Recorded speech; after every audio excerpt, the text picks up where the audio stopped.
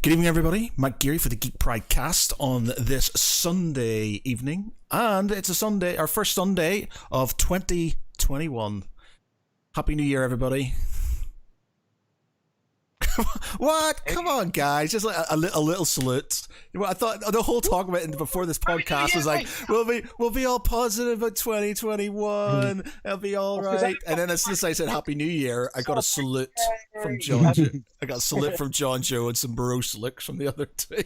I thought there was like an introduction where we get to introduce ourselves, but I was wrong. I apologize. Happy New Year, everyone. How are you? Happy New Year.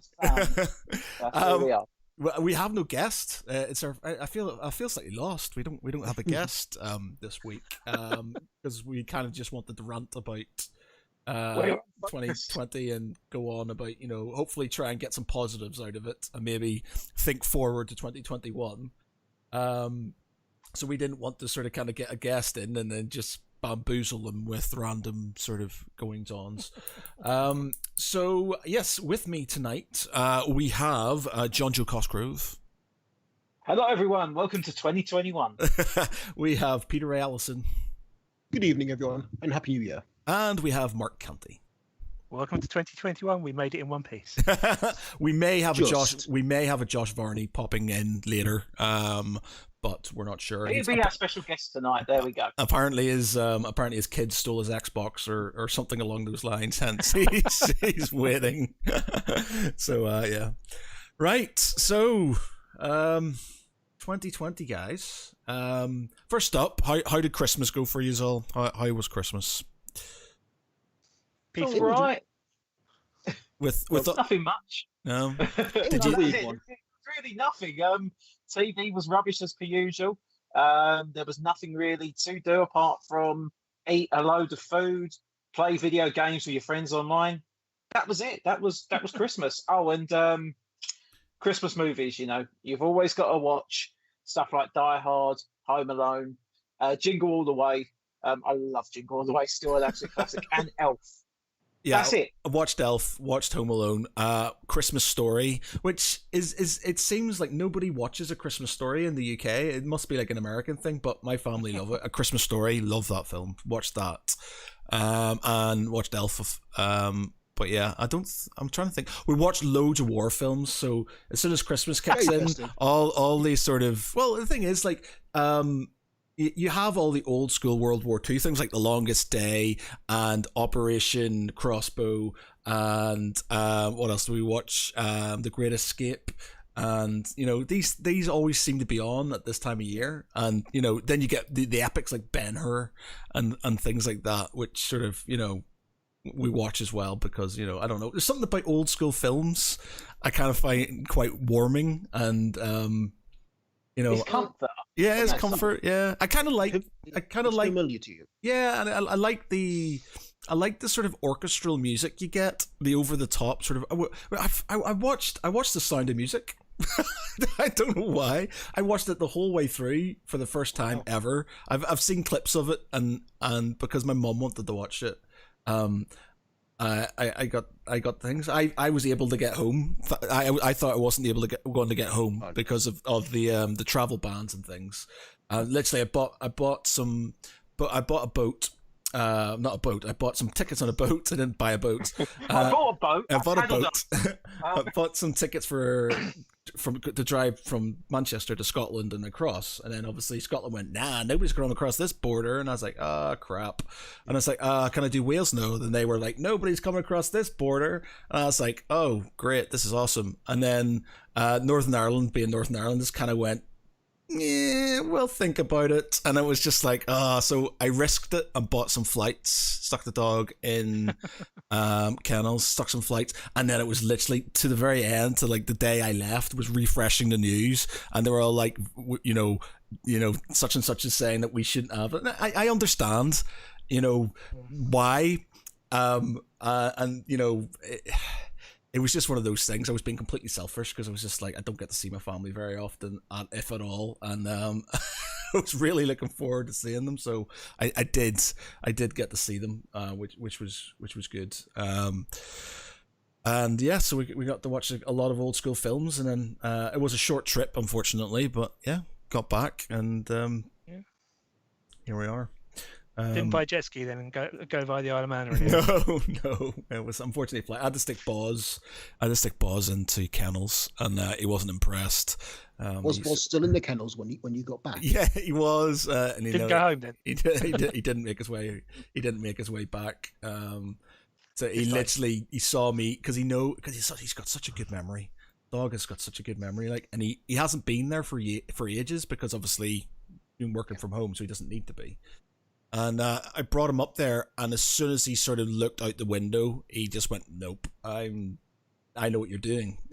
He refused to move, but he kind of does this thing where it's like he's a strong dog, but he knows I'm stronger than him, so he kind of pushed back on it. He's like, "I'm not moving," and then he's got this like harness thing which I can pick him up with, and as soon as I touched that harness, he just sort of went, "Oh crap," and he walked on because he knew he was going to get pulled off and stuff. And I pulled off. He's going to get brought into the kennels, and he wasn't impressed at all. He just started howling and whelping and generally not being the bear dog he looks like. He was acting like a puppy that was sort of getting left behind. And has he forgiven you yet? Yes, he has. He's forgiven me and stuff. But it was just like Gosha had cried a bit before she left. She wouldn't go up to leave him off, so I had to sort of do the brave one to leave our boy off for a couple of days in the kennels and stuff. And it was only a couple of days, but it was just like Fair child. Yeah. So yeah. Fair child. Yeah. But yeah, there you go. No, I had a quiet one. Normally we were in with the in-laws and her grandparents and stuff, but this year, because her grandparents are in their 80s, and her mum and dad are still having to work with the public, and Sarah's doing that, we thought best not to sort of mix and match, really, because her mum's diabetic. I've obviously got my own health issues. We thought it's probably best not to play dice this time of year, really. We've made it this far, so with only the one scare on my part. Yeah, I mean, like, I've got 3 kids, so we're kind of trying to keep Christmas a bit festive as much as we can. So, I mean, like, my mother-in-law came over, who we're in a support bubble with, mostly so she can use our internet, because she doesn't have, like, internet connection at her home. So, like, she came over for Christmas dinner, but that was it. We didn't do it the usual kind of Santa Special steam train. We didn't do any kind of the Christmas Carol switch on at the village Christmas tree, and which kind of just a bit of it, but we kind of like made it a bit special for the kids. My eldest son, he got a chemistry kit and an electronics kit, and we think he's going to become MacGyver. He's basically been kind of like, okay, I've got this chemical from the kitchen, and I'm going to mix it with another one and see if we can get a reaction. Oh God! It's when he says, I just need a ball of string, an AA battery, and a pencil. That's when you're in danger. Yeah. So yeah, he also with electronic, he created a radio and was picking up music and radio signals on his radio. It's like, okay, he's definitely going to become MacGyver. So I think for next Christmas, all I'm going to get him is like some WD-40 and duct tape. Are your kids still? Are they of the age that they still believe in Santa Claus, or? My my daughter, who's eldest, doesn't. My youngest, who's 5, still does. Yeah. And my middle one, who's about 9, he has this selective belief. Is the best way to put it. He's agnostic towards. If presidents still come because he believes in Santa, that's fine. I always used to remember the Simpsons part of it when it always just go, there's only one fat guy that brings us presents, his name ain't Santa. Like, what a way to live by. I think that was how I then found out Santa wasn't real. I can understand, like, having kids and stuff. You must be so magical, or with I like giving. For me, getting presents isn't as massive as a thing, but sort of getting a present for somebody else is really important. Like, I love it. I love seeing other people's faces and stuff when they get something they want and stuff. And I go a bit overboard sometimes, and but it must be amazing seeing kids just absolutely amazed by the entire thing. Oh yeah, I mean, just like my youngest face when he came downstairs and saw all these presents and like the Christmas stockings filled with presents, he was like going, But again, like there's kind of like some carrots that have been left, and like there are some crumbs from a mince pie that like, and just to add a lot of verisimilitude. My mum, now bear in mind, I'm 39 years old. My sister is 44. My brother is 37 now, I think, 37, or it'll be 38 soon. We still get stockings now, and my mum they're like that because we always, as kids, Santa always used to put them on our beds. So you'd wake up, you go to bed, you wake up, and there would be a stocking there, and then that's when you knew Santa was there. It was amazing, that amazing feeling that Santa had been, and there was a stocking on you. And my mum still leaves the stockings out for us. Yeah, that's nice. Yeah. I think you've got to have something like that. You've got to have a tradition over Christmas. Yeah. I mean, we do the same, although like we still have stockings. We still have stockings like for Kate and I and the kids, but we have it down in the lounge. Yeah. Mostly because the kids' bedroom is essentially a minefield of of discarded toys, and I would kind of kill myself trying to negotiate it in the dark and putting toys in the stocking. So you have it just above the fire. But see, I don't know. My parents must have been absolute ninjas, because there wasn't once either that, and I'm a pretty light sleeper, so I would remember sort of as kids, we would do all kinds of things. Like we put water on top of the door, so if the door opened, it would fly in there. And, we would do stuff so we could snag Santa, but they were obviously wise to all of this, and we would we'd go to bed super early, like Christmas Eve. We would go to bed at if we could go to bed 4 PM, we probably would, but it was as early as possible, but then we wouldn't be able to sleep. And then you'd feel it was going on for ages. And then suddenly you just conk out and you go, oh, I've just closed my eyes, and you'd wake up and the stocking would be there. And you'd be like, oh my God, he's been. And it was just like, yes. And you just charge down to the sort of front room, and it was just presents there, and just like, oh, the best things ever. And then you'd have to wait till 7 o'clock for your parents to get up, because that was the minimum time before they would sort of get up and things. And it's just like every parent has +10 in their stealth stat. Mostly because of the number of times we have to do the tooth fairy. All right, okay, yes, the tooth fairy. Which means you sneak into the bedroom, reach into the pillow without disturbing them, get out the tooth, put a pound coin in, and then sneak out again without any rattling, which is hard when you've got a little tooth in a pot. And a few times I have to go, oh, I'm just making sure you're okay. I heard a noise, just wanted to check you're okay. You go back to sleep now. If you leave that window open, I swear I just saw something fly out of it. Yeah. Oh, what's this? So if as kids, you kind of, because you don't question it, you don't, I don't. If I saw my parents doing something like that, which I don't remember, to be honest, I don't think I would have questioned it, because you kind of just wanted to believe, and it didn't really it didn't really matter. I remember finding out that sort of, I remember walking down the road with my friend, and I know exactly where it happened. We were at what we call the creamery in my village called Ballycarry, and it's all houses now, but it used to be like an old it used to be a creamery, obviously, where they sort of, they get all the milk, process the milk, make cheese and stuff like that. And we were walking past that, and my mate at the time, David Lawson, was like, Santa Claus isn't real. And I was just like, what? What? And it was just like, I can't even remember what age I was, but I remember fighting tooth and nail, going, he totally is. I found I lied. I was like, I found a bit of his beard on the tree. And my dad had cunningly made a recording of Santa Claus coming into the house and going ho ho ho, and talking to my mum and stuff, and then using the toilet, and then proving and saying he's obviously real, because here's a recording of him. And we didn't sort of pick up that it was just my dad and a different accent and stuff, but it was just for us that was proof. So it was just this was proof, and it was just it was horrible when I realized, and then I got back, and then things started to click in, and then it was just reality started to sort of kind of fall, and I was like, no. Oh no, that's it. The one other thing, Gosia, the Polish, they do their Christmas.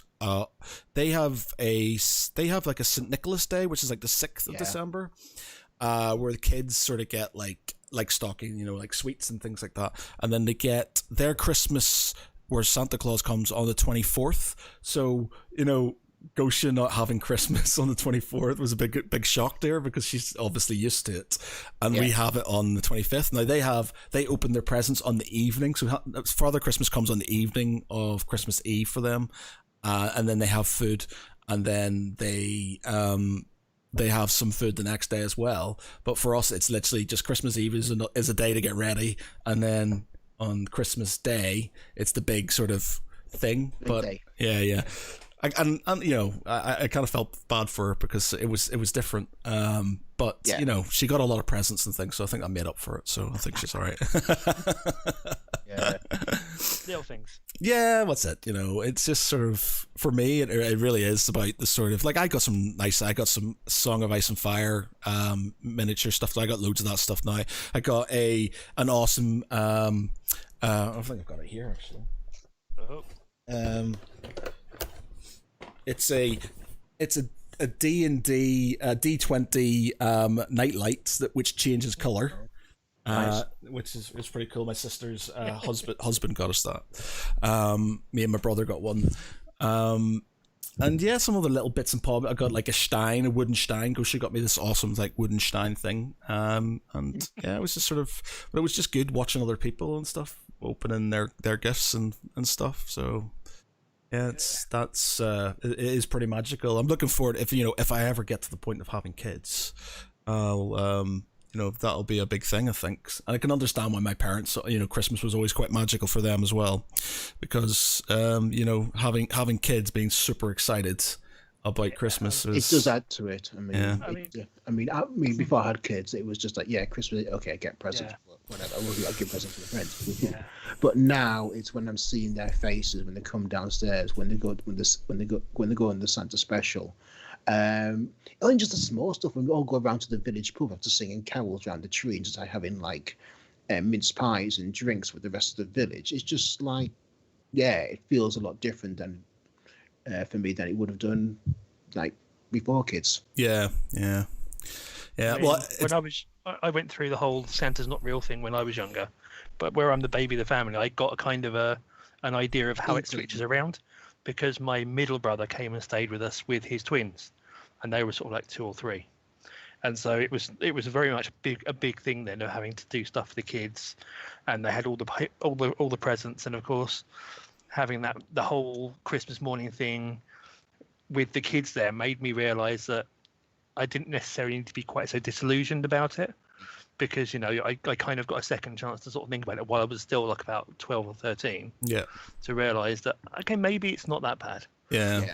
It's sort of I could say, like, there's a lot of people I know who don't like Christmas, and for me it's mad. It's just like, why don't you like Christmas? But if you've not being brought up in that situation where it's a big thing, it was massive for us. Like I've had 39 years of my life and I've never had a Christmas in Manchester, and I've been here 20 years now, so it's always been in Northern Ireland. That was the one thing that was upsetting me the most about not being able to go home. It's just like, I've always had Christmas in Northern Ireland. It's always been a massive thing, more so now because my dad's dead, so it's just like it's like the last vestige of the family sort of tradition, and not having it anymore sort of just feels like, oh no, this is reality sort of going. So yeah, it's just I think just Christmas is just one of the only times when you actually feel that people can be together. It's one of the only times that you almost guarantee that people can actually have that time with each other to enjoy, almost like reflect on the past year as well.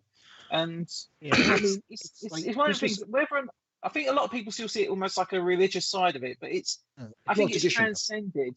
No, it's tradition for many people. I mean, I know a lot of people that are non-Christian, and they obviously still celebrate Christmas, and that's a lot to them. They all say the same thing.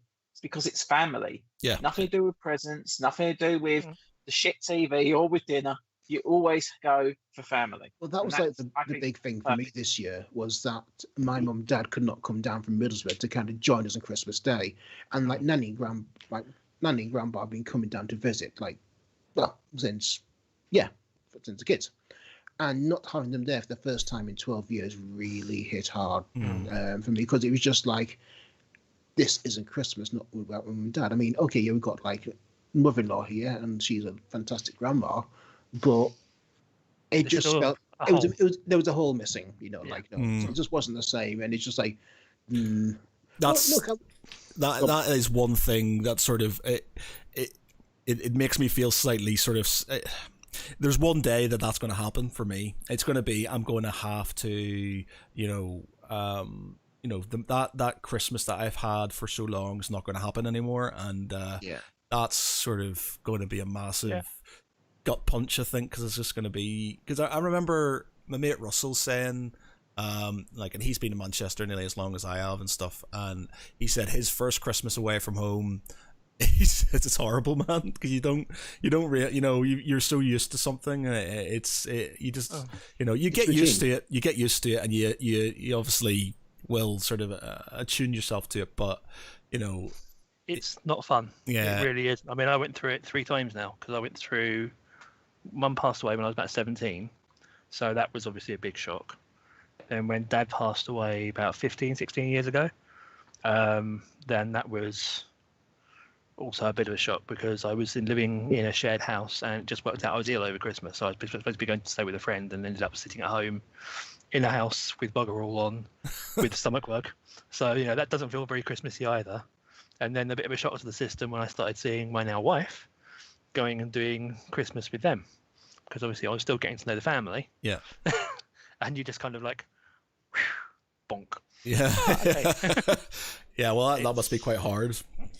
Yes, it was a shock, but you've just got to keep trying to find stuff that's positive in it. Don't let yourself think about what's missing when it happens. Think about what you got. Think about what you have and what you don't have. Well, that's it, isn't it? I think a part of me sort of reconciled myself with it when I was pretty sure I wasn't going to get home. I was like initially I was just like I was trying to foot and nail to sort of kind of find a way I could get back, and then it was just like, well, like I said before the podcast, it could be worse. I'm here with my beautiful girlfriend. I've got my dog. It's not going to be the same, but I'll make up for it and stuff like that. So yeah, so it was I'd sort of said, right, well, I can deal with this. So yeah, it's just I think when I get there, when I go back home, I love it, because it's like it's sort of how it's always been. As much as Northern Ireland winds me up something shocking politically and stuff, it is still home, and that sort of coming into that house. It's always going to be your home. Yeah, that's always going to be your home, whichever way you look at it. Yeah. I mean, I do envy that as well, but because we moved around a lot when I was growing up, so I lived in 4 or 5 different places. So for me, Christmas was being with my family. It wasn't ever a particular house. I don't have a house that I grew up all my life in. Yeah. Well, we've had 2. Technically 3. So we had the one that I was in until I was about 13, and then there was one that we're in now that my dad designed and stuff. And that sort of like that house, because my dad designed it and stuff, it's like my mum's sort of talking about selling it and stuff because it's too big. Like she's on her own and it's too big for her and stuff. It's a big house. And she's talking about selling it and stuff, and I'm just like, no, don't sell it. It's like the family home and stuff in it, and it's just sort of it makes me choke up even thinking about it. But it's just like, my mum and dad lived in the same house that they moved in together with. So I was born in there, and I know the area as any child does incredibly well. And he lives in the Middlesbrough, in the northeast, and I am, shall we say, I never liked it growing up there, being a kid in the Middlesbrough. Right. But it's still home, and there's still a part of you, and there's still bits of it. And I mean, I love living in Morley, and I'll happily stay here and living near Derby. But yeah, it's like home is not so much where the heart is, just home is, it has a very special place in your life, and nothing can really come close to it. I mean, it's your memories as well, isn't it? I mean, going back about 4 or 5 years ago, one of my aunts passed away, and I was back up in Sutton, which is where I was born and did a lot of my growing up. And it just worked out. I was up there on my own because Sarah couldn't get off of work, and the pub they had the reception in was just down the road from my old junior and infant school. So I caught the train up and I just said, everyone's like, do you want a lift? That's it's fine. I can remember the way. And so I walked down, obviously, to my old junior school, my old infant school, walked back to my original house that I was born in, and walked through, and it's all changed and some things haven't and all that. And it's kind of weird because I hadn't done that walk since I was about 8 or 9. And so you're going back to me at about 39 or so, 38, 39 years old. And the first thought was I seem to remember this walk being an awful lot longer. But it was weird, the things that have changed and the things that haven't changed as well. It just gives you a bit of perspective, really. I got a chance to sort of my first house I was in. After sort of my dad died and stuff, I had this thing about going around, and I've still got some. It's like I got his ashes and I put them in little vials. So anywhere I would go, or we being together and stuff, I would sort of place them around and stuff. So if I went on holiday, I'd bring one with me and stuff. And so I wanted to put one in our first house, and my mom's like, "You're gonna have to ask permission. You're gonna have to ask the owners." And I said, "Yeah, okay." So I walked up to the door. They asked permission and just started blubbing and crying. They got this sort of like 6'3" guy crying at their door, and they're like, and I'm like, I used to live here. And Mr. The Gearys, yeah. Do you want to come in? And they let me come into the house, and it was mad because it was just like, in my mind, the house was huge already when I was a kid, but it was still as big, so it must have been a lot bigger than I thought it was, because it was just like, not even sort of the rooms and stuff. It was just like it had big ceilings and things like that. And the houses did though, didn't they? Yeah. We forget that the older houses had like sort of 6'2" ceilings or something. Yeah. And these days you get like about a 6-foot ceiling if you're lucky. Yeah. So it's like these big and that ceilings. alone makes it bigger. Yeah. And my dad's sort of they had converted the loft. So you could go up, you could literally just walk up there, because we obviously used to be like a ladder, and my dad had his nerdy workshop up there, and that's where we'd spend all our time. That was where I painted my first Space Marine, and he'd make model airplanes and stuff up there.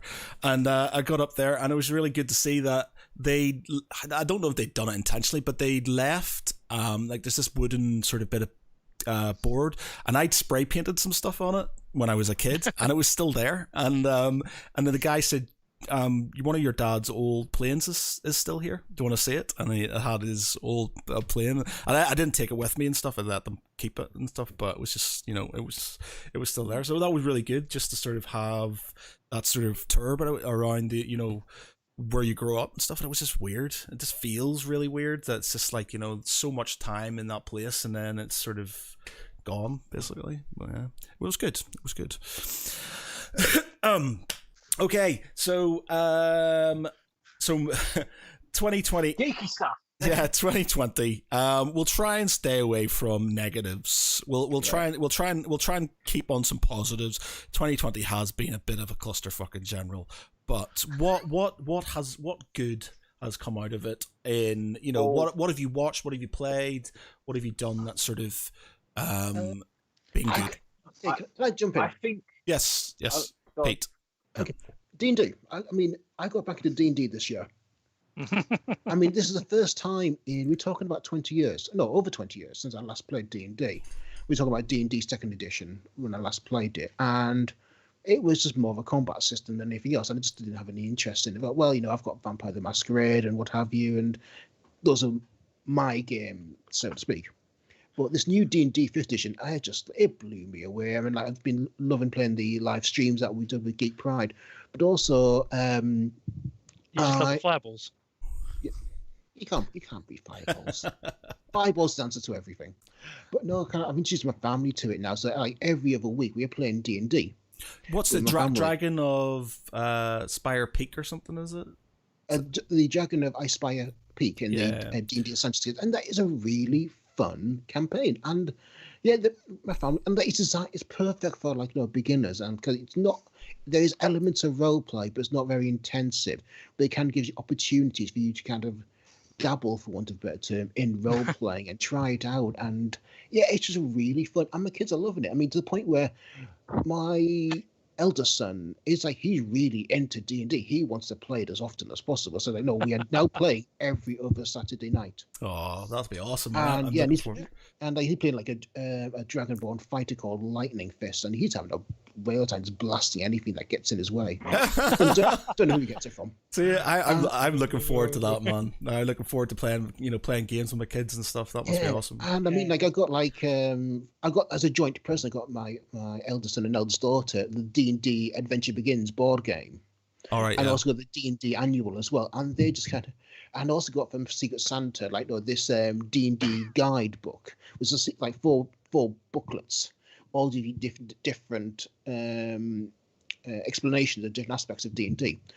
And Michael went to bed one night and came down the following day, about late morning, with the book and said he'd read it twice and he's got a list. He'd had the weapons and armor guide. Oh, he said, right, okay, I want the plate armor, I want this.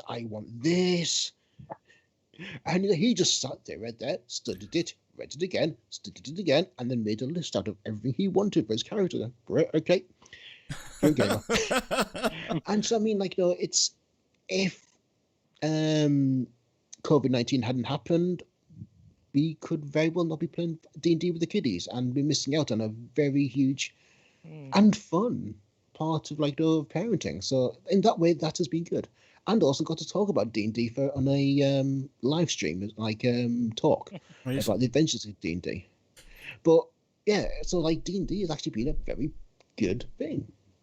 Well, I have to admit, I doing the one shot and then doing the campaign afterwards and stuff is loads of fun. It takes up so much of my time, but it's just good. It's not fun. It's a second job for you. Well, yeah. Well, and I've sort of I've got a lot of backlog stuff to do still, especially because Tom next door, he got the Essentials kit as well. So through remote WhatsApp and photographs and my brother on Discord, we've been playing the Essentials Ice Pirates beat with him, and he's loving it. And I got, I'm playing a fighter called Amarius T. Girk, and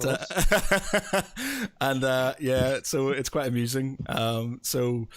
It's his first time doing dungeon mastering and stuff, and I feel bad because sometimes I'm like, you can't do that, and I'm like, and I think I frustrated him slightly because I've DM'd DM and stuff, and he wasn't. It's tough not to. Yeah, it's just even if you've not been a DM, but you know how something works. Yeah, just I've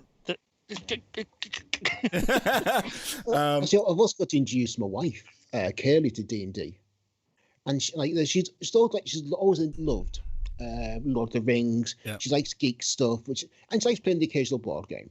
But this is the first time she ever sat down and actually role played, and she loves it. She's playing a half-elf called Liv, who's a ranger. And going, yeah, okay, we know where you got the ideas from. He's going, I'm going to be a kick-ass half-elf called Liv. Yeah, I tried with Gosha, and I made her a character called Mal. Who's an elf druid, and I think she sort of embraced it slightly, but she's not. I don't think she's that good. I don't think I'm ever going to get her to play that games. No, we did play on my my Retro Pi last night. We played some Simpsons, the arcade game, which she seemed quite into, so which was quite good. And stuff. You have to find what works. I managed to get Sarah to do some board gaming last year, not this year, just gone. We took some of the board game meets locally and stuff like that, some of the big shows, and she was absolutely convinced she wasn't going to do board gaming, and she couldn't do it with other people. Because she'd be terrified she'd do it wrong. And luckily we got there, and someone she knew was already at the table we went to. So I managed to get her to play board games, but I'm never going to get her to do role playing. That's not her thing. Don't do that. Don't drop them in. I mean, wife had never done board games, role playing games until she met me. And when for birthday, I regularly do board games. There's some friends come over, and play a board game. As you do, and we started playing War on Terror. It's great kind of it's basically Risk meets Diplomacy meets Have I Got News for You? Oh God, it's fantastic. And they say nation states can become terrorists, and then terrorists can become nation states, and all that.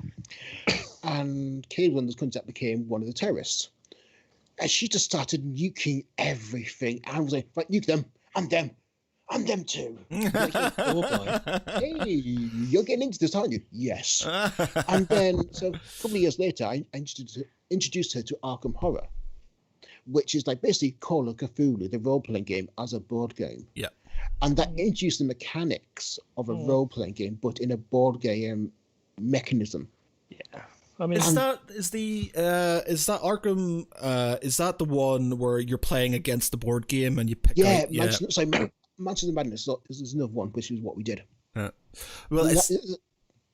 the Call of Cthulhu or the Arkham Horror one I've played twice and lost twice because it was just sort of we weren't sort of getting we just weren't able to sort of like deal with this situation. I'm always a bit wary about games where you play against the game.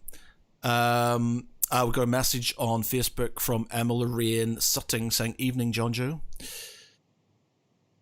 Okay, evening. It's obviously somebody. Like, okay. Yeah. But yes, I'm always. These things appear. It's like, but it's because I ain't got my screen has only got the camera, so I don't see anything else on this one. I'm a bit sort of iffy about games where you have to play one-player games effectively, ones where you can play against the board, because I feel like there's no agency. It's just like, it is just it is randomness. But me and my brother played. Well, those games weren't actually too bad. And me and my brother played Reich Busters, which is it's effectively like Castle Wolfenstein, but board game version of, and it's against the board game sort of thing. And that's actually really good. It was really good. Sort of makes you sort of think. And I was like, all right, yeah, okay, I can deal with that. It's just, it's like it was like my aversion to card games. Like I was like, I'm totally against card unless it's got miniatures and loads of dice. I have zero interest. But then the Resistance, I love that game. And then I got into some like collectible card games and stuff. And I was like, oh no. So don't do it, man. Don't do it. Well, I'm not going to go. I'm never going to go for Magic the Gathering, man, because that will literally just bankrupt me. But I just got this. Don't you can see it? Right, okay. Basically, it's Vampire the Eternal Soul. Again, Vampire the Masquerade, one of my favorite games, and that's basically a 4-player collectible card game. But they all got like. Is it collectible or is it a living card game? It's a living card game.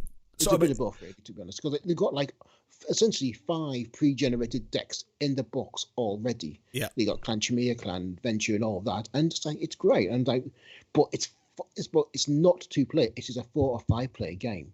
Right. Okay. It's very different, I think. Well, see, there's the Lord of the Rings one that Fantasy Flight do, which is a living card game, and it's sort of in like 4 players, I think. Which I was tempted because I did the Warhammer one they did. Combat cards. Yeah, well, no, it wasn't combat cards. What was it? Was it Conquest? It was called Conquest. Yeah, I had that. I loved that. It was such a good game, and then obviously they fell out of bed with Games Workshop and Fantasy Flight sort of. Whatever happened, so they don't do that anymore.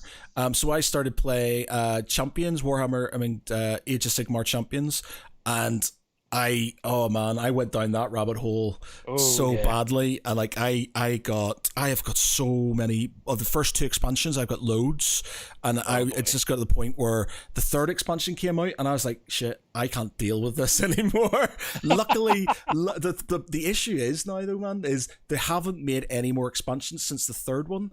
And now I'm sort of looking at the 3rd expansion going, I could jump on those now, and then I could finish my collection of those. And then as soon as that happens, I know there'll be a 4th one. And I'm like, no. Oh, God, yeah.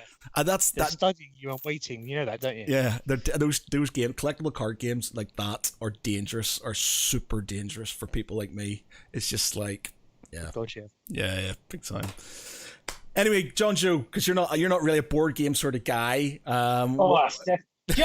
I'd like to get into it now, and I said I'll definitely do D&D at some point. But around, I know obviously we can't go at the moment, but around my group of friends where I live, there ain't a lot of people that really would play it. So it's Mm. A little bit disappointing on that You could side. do it. You could do it remotely. You could do yeah, it I mean, remotely. Yeah, I'm tempted to. I'll definitely when you start doing it again on like through Geek Pride, I'll definitely want to take part. I definitely want to get into it. But trust me, I am going to be shit to begin with.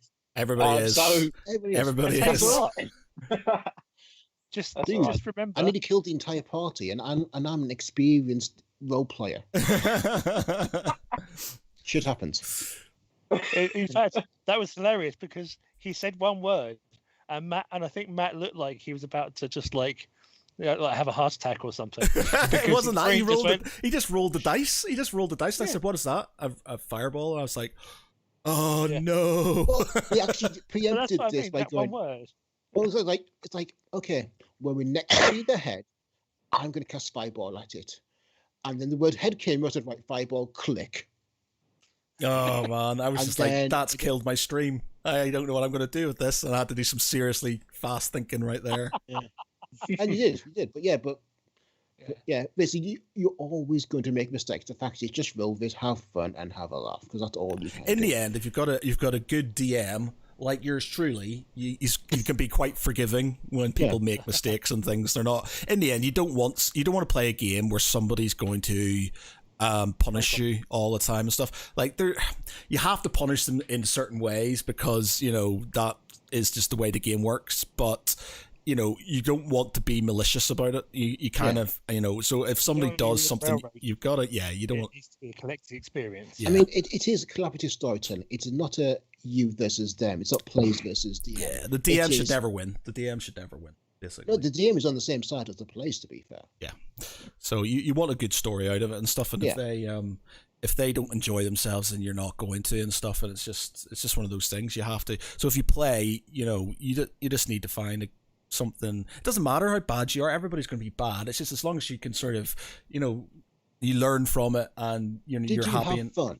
Yeah. Did the players have fun? If both those are yes, then it doesn't matter how good or bad you are as a GM. As long as it matters is you have fun and having a laugh. Yeah.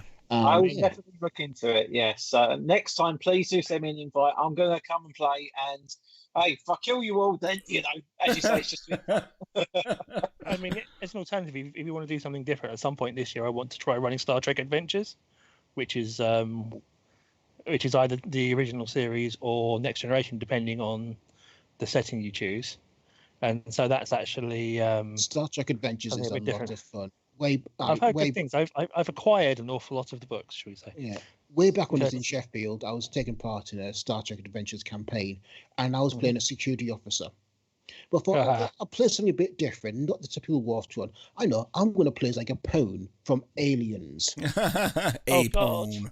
And yeah, basically by the end of the first campaign, a Pone had been kicked out of Starfleet for gross insubordination and for giving a commanding officer the finger.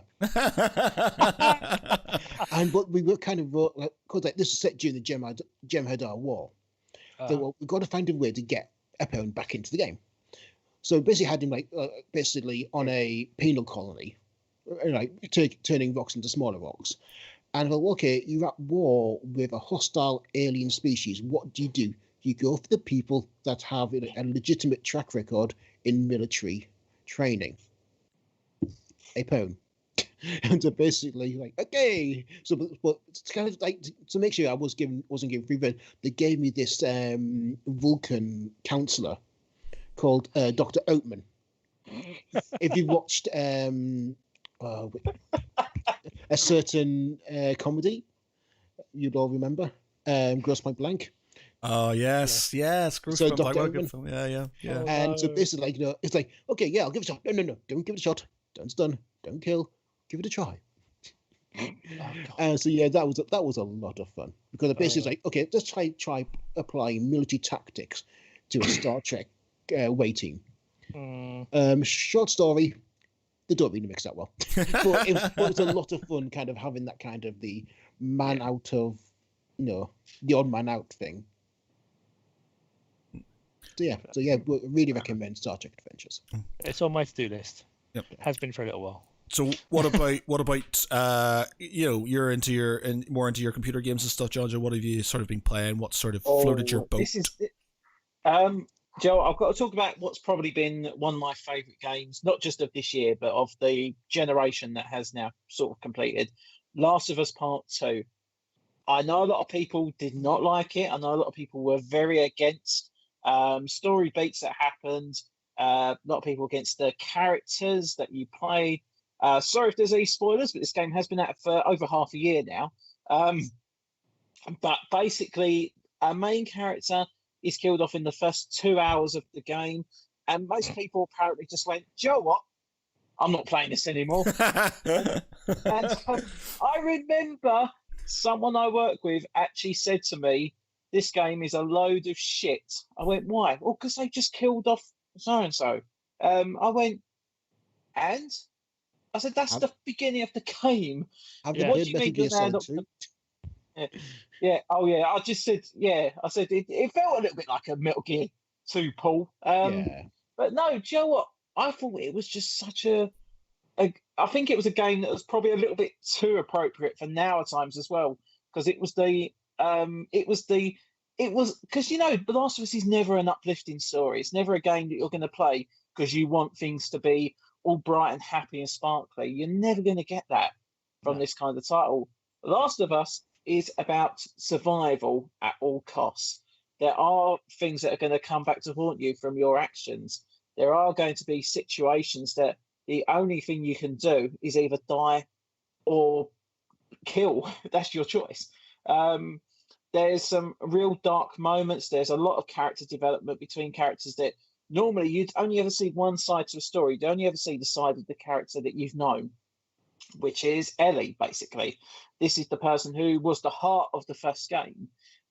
This one, you're conflicted because you're thinking, well, hang on, by the end of this game, by the end of part 2, who are you supposed to be rooting for? Who are you actually supposed to think is the good guy? Who is the bad guy? Do you have this divide anymore? Do you actually know which side you're actually supporting? Because when you see the gameplay, when you actually see why each character is in their position and when they get to where they are, do you still think that Ellie is the good person because she's trying to survive, she's trying to avenge her fallen mentor? Or do you think that Abby is the good guy because, she's trying to basically get revenge on the loss of her family? She's trying to get revenge on the people that have wronged her throughout most of her teenage life. And it's a weird situation this game puts you in. But I loved it because it's not a lot of games are that brave that they're going to put you in a situation where you actually feel like, God, I don't feel great playing this game. I don't feel like this game is going to reward me. But at the same time, I think you need a game like that every now and again because it makes you question not just what you're seeing on the screen, but it makes you question a lot about life. It makes you question a lot about people's motives, their actions. And I've got to admit, after I played that game, because if anyone's played it, probably one of the most upsetting scenes right at the end is Ellie trying to play the guitar at the end of the game. If you've not played it, all I'm going to say is look it up on YouTube. You watch that last moment when she's playing the guitar, and if you don't feel like you're going to, you're going to have a mental breakdown, I don't know what. Wow, sounds like an awesome game. Have a mental breakdown at the end of The it. storytelling in Last of Us 2 is pretty epic. Yeah. And actually, has anyone played Star Wars Squadrons? Yes. Oh, I that would suck be at Mr. it. Kenty. I suck at it. I'm so bad Because at it. that is a really good story. I've got partway into it. I haven't completed the story. Oh, though. it's a really, really good story. I mean, most flight sim combat fighter games, the story is kind of tacked on at the end. Smoke me a kipper, I'll be back for breakfast. Exactly. This is it's embedded in the game and it feels like you're really part of something epic. I started playing it and I did a stream of it. And I thought, I was like, oh, right, you're a part of the Empire. So there would be you could play as the Empire, but obviously it flips quickly and stuff. And then you're back to the Rebels and you're just like, as much as I prefer X-Wings and stuff as the look of them, the aesthetics of them, but the sort of I kind of feel like the Empire. I like, and I've said this millions of times. I just want to I want to have some Empire focused stuff going on. But you've played. Have you played the campaign in Battlegrounds too? Yes, I have. Yeah, both of them. Yeah, with the Inferno Squad. Yeah. Yeah, they are very good. I mean, one thing I really liked about Squadrons is that it keeps flipping the story, and you get both perspectives of the battle. And it's without giving too much away, it's the Republic that built the super weapon, not the Empire. And it's the Empire trying to take out a super weapon that the Republic have built. And it's okay. It's no longer about the Empire building a Death Star or a Sun Destroyer or what have you. It is basically the Empire taking out. Yeah, it's different, but it's yes, you could accept that is what they would do. Yeah, it's a hard game. I'm not sort of very good at it. I wouldn't mind playing it a bit more, but I find myself completely. I've got so many things I want to do, and I get to the point where I'm saying I'm going to do this, I'm going to do this, I'm going to do this, and then I procrastinate because I can't decide on what I'm going to do. I sat there I was like, I'm going to get some World Anvil stuff done, I'm going to get some D&D lore stuff done, and I sat there for about half an hour looking at the screen doing nothing because all I was doing was thinking about other things that I should probably be doing, and I was just like, and I kind of want to play some more. I want to play some multiplayer Squadrons and see multiplayer Squadrons where it shines. To be honest, me and four mates have kind of joined up, formed one kind of a little squadron, and we just basically yelling, we got headsets on, mics, and we just yelling, look, S4's in the attack position at each other. And I mean, again, this time of year when we can't meet up and see each other, we're just kind of talking smack over the internet and over squadrons with each other, and it's just fun. It's chilled out. It kind of relaxes you. Like, oh, how you doing, guys? Yep, checking. Oh, guys, okay, take out that A-wing. We've got Paddy. I was just going to say another. Hold on. Sorry, Paddy on Facebook says, "Good evening, geeks. I hope you have all had a good Christmas and safe New Year." Well, happy Christmas and happy New Year, Paddy. Hope you had a good one as well, my friend. Yeah. Sorry, Jonjo, what were we going to say? I was just going to say one that I'm sure you will agree on. One that's definitely been a really fun game over the last year is Among Us. Yeah. And that's do you good. know what? I'd obviously seen videos of it. I'd never really known too much about it. But obviously, Matt had been playing it quite a few times on the stream, and I thought, that's sod it. Let's have a go at it. And I think the first session I played with you and obviously a few others, we was on it for over 3 hours. It didn't feel like that time had gone by. Yeah, it's just such a crazy game, but it's so simple but so fun, and it's more. It's better when you've got over Discord. Yeah, well, that's it. When you've got people it's a lot better. When you've got a lot of the issue I have with Among Us is trying to get herd cats, basically trying to get people in to play it, because it's a lot better when there's a lot of you who you know and you're on Discord and you can talk and stuff. It's still enjoyable when you're playing it sort of the randoms and stuff, but it's better when you've got 8 to 10 people and they're all in the Discord and they're all sort of kind of shouting at each other, and my brother completely I don't think I'll ever trust him again, because he literally got me with this sort of he got outed by my mate Craig's son Jack, and it's like, yeah, I saw it was Red, which was my brother, and such do it, and my brother literally swore blind it wasn't him, to the point that he was getting quite sort of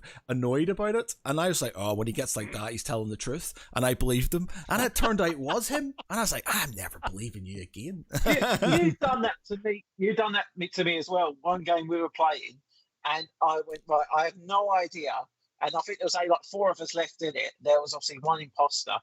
And Matt kept saying to me, look, I saw it was white vented in front of me. I did a scan. I can show you the scan, blah, blah, blah, and all this stuff. And I thought, right, okay, I'll believe you. No. We voted white out. White was not the imposter. No, do you know what? That was the one where... That was the... You've done this a few times to me as well. No, because I have this thing. I'm a bad liar. Down, and all of a sudden, Matt's come past me, and I'm done. It's like, no, I'm a bad liar. So I don't like lying, and I'm not a very good one. So I tend to sort of tell the truth, but don't sort of elaborate on things. So I'll say I was doing things and stuff, and I would have been doing them. I just might have murdered somebody on the way to doing that. And it was just like, I was following Jonjo around because I was like, I've got to scan, and then he saw me scan. And then still trying to vote me out. I was like, I've scanned! And he was trying to vote me out.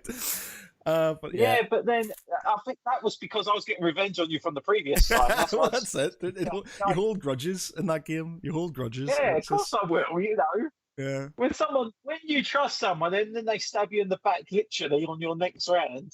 Yeah. Of course you will. But yeah, for what it is. It's so fun. And because it was 2018 that game came out, so it only just blew up. It only just blew up this year in lockdown. Effectively, people started getting on it, and for what it is, it's a bit samey, but it's more about the interaction with your mates. That makes it enjoyable. Like, I don't enjoy it as much when you go on, you get a lot of randoms and all they're doing is like increase the speed and then they just leave halfway through or they kind of pop in, and that's annoying. When you've got a set group of mates and you're all playing the same game, that's where it comes into its own. Though I think it's died off slightly. It's not as sort of big as it was. I think it's big because you've got new consoles out. I think a lot of people have been focused on them. Don't forget, you have got other party games. You've got Fall Guys, which has been very popular over the last year. You've got a lot of people still going back to Call of Duty. Obviously, Fortnite is still the biggest game in the world. So people do obviously go into fads. They do go back. I've rolled back to Division 2 and all for the last month or so. Division 2? People on Division 2, yeah. It's just another big update. I've really wanted to play it, but I haven't got onto it yet. I've heard it's supposed to be really good. It's a lot of fun, and it's a lot cheaper at the moment. They're running sales like £8 for the base game, and another £8 or so for the expansion, the Warlords of New York expansion sort of thing. But it's a lot of fun, and they've been playing around with the balance and the meta and stuff an awful lot of late. And there's rumours that they're probably going to be announcing Division 3 next year, because they've introduced some stuff that's very similar to stuff they introduced in the original game before they announced the second one. Oh, okay. It's a different balance to the first game if you ever played it. It's more PvE than PvP, really. I played a little bit of the first one. Yeah. The original one was more PvP balance, but this one's a lot more PvE. And it's not too bad. It's got a fairly good setup going on. I've not really played too many groups, but like it's cool. You've got a lot of options for people asking for help and things like that. And just dropping, so you can drop in and out of other people's missions to help them, or if you have a group of friends that are playing it, you can jump together and run stuff as a group and things. I've really enjoyed the party games, but I do like first player experiences so much more. Though I still enjoy getting through a store. I recently picked up Assassin's Creed Odyssey, and I picked up the Epic Games sale, and for about £5 with the £10 voucher, and that's a lot of fun. I think I've got that on my queue to go to. I've never actually played an Assassin's Creed game. I'm trying to think what I've got. I've got it's a lot of fun. I've got let's see, my Epic Games list, which is massive now because they're giving out loads of free games. But I've got Torchlight 2, which I haven't downloaded yet. Remnant from the Ashes, which again not installed. Railway Empire again not installed. Into the Breach, Fortnite, which I haven't touched. Elite Dangerous, which I daren't not touch because don't do it. I lost like a year and a half of my life to that game. Yeah, my brothers plays that. What else have we got? Obviously Troy, the Total War one. Now I'm generally quite a big fan of the Total War games, but I've not played it because I've heard a lot of bad things and I don't want to taint my views of it. I might go back to it at some point. I've got Cities Skylines, which is free, again not downloaded. That's a time suck. With you being you'll end up spending another 50 or 60 quid on expansions and you'll never be seen again. They have like Nightlife and all these other ones that you can pick up. It's like 5 quid there, 6 quid there, another 5 quid there. You get me. And you being a completist, you'd be doomed. Absolutely doomed. I've got Alien Isolation, Hitman, so good. Jurassic World, which came out yesterday for free, which is actually quite a good game, but again, that's one of those games I can see myself sort of sinking into. And then Star Wars Squadron, which I bought because I had a 10-point voucher, so I got it for like 11 quid or something like that. But yeah, and these like most of those are games that I've sort of got for free, so they've done quite well. Most of my list is just as bad on that. But one thing I do want to try out next year is Shadow Tactics: Blades of the Shogun. Oh right, okay, yeah.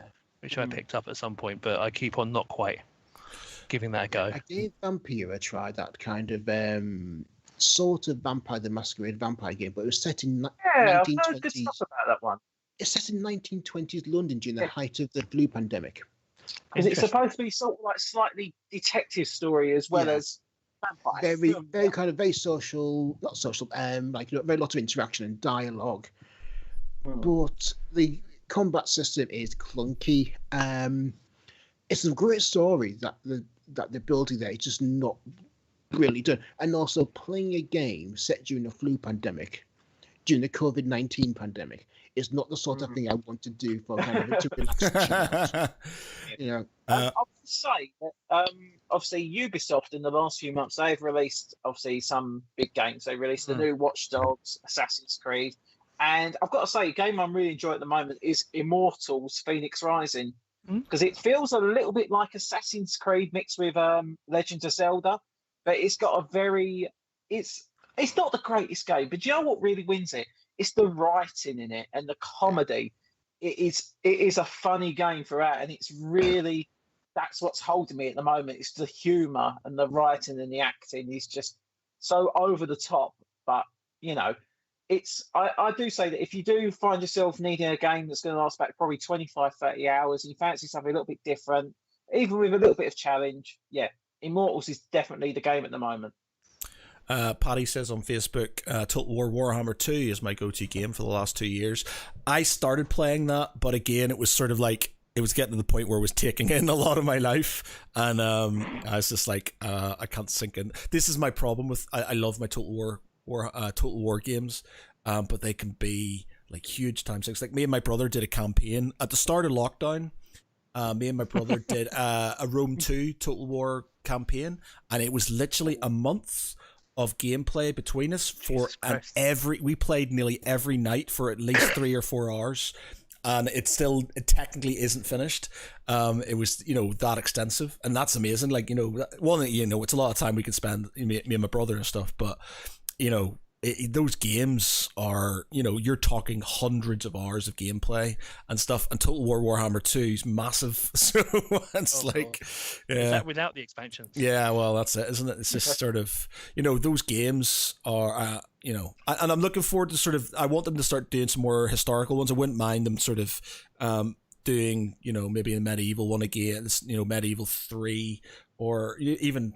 you could go back, I don't know, other sort of historical areas they might go to. I didn't pick up the medieval Three Kingdoms one. Sorry, the Three Kingdoms one, because I'm not a massive fan of the whole, cinematic type sort of combat. I kind of like the historical stuff, so I would like them to go back and do Napoleon or something, like do a new Napoleon or a new Empire Total War, but like the ones where you've got overpowered characters and stuff, you sort of wade into combat and stuff. As much as it's sort of stylistically it's quite cool, for me as a wargamer, it doesn't really do a lot for me and stuff. I kind of like the tactics side of things, and I like sort of having historically accurate. You like group tactics. Yeah, I like the tactics thing, and it's great. Even sort of playing, like me and my brother, we played against some of like Mike Barton and